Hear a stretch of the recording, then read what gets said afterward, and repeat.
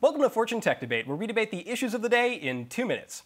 Today we're discussing social media and tech companies that are grappling with issues of free speech and censorship.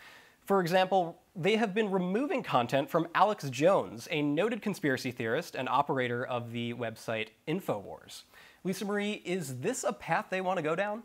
I think it is. I think with the nature of his content, this is really the right move for those companies. It's also really important to keep in mind that companies like Apple and Spotify are more content providers and not social media platforms. So they're really choosing what they put out there, which kind of differs how they handle these issues. Right, so the question becomes, when is it okay for a tech company to, put its foot down and decide to ban somebody, suspend somebody, or remove their content from a site? It gets to be a really tricky question, and especially when there are differences in terms of your partisanship or ideology.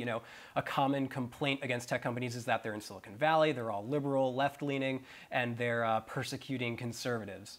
And things get to be very tricky this way. That's definitely a good point and always something to consider. But the issue here is less about opinions and partisanship.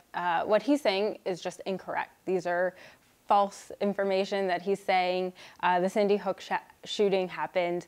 And so this is less about whose opinion gets surfaced and whose doesn't, and more about just surfacing the truth and not peddling conspiracy theories and lies. Definitely. It begins to expose some of the chinks in the armor for some of these companies in terms of when they should accept liability for the stuff that gets published on these sites. Facebook has forever claimed that it's not a media company, and yet it is a publisher. It does decide what gets surfaced on its site. It's got its algorithms that it's tweaking all the time. They're wading into very dangerous territory here. Yeah, they are, but I think that this is so different because their own users are complaining about his content. So they have a responsibility to really act. And as Alex Jones gets bigger on their site, they also have a responsibility because their own users are being exposed to this. Well, that's all we've got time for. Come to fortune.com for more tech debate.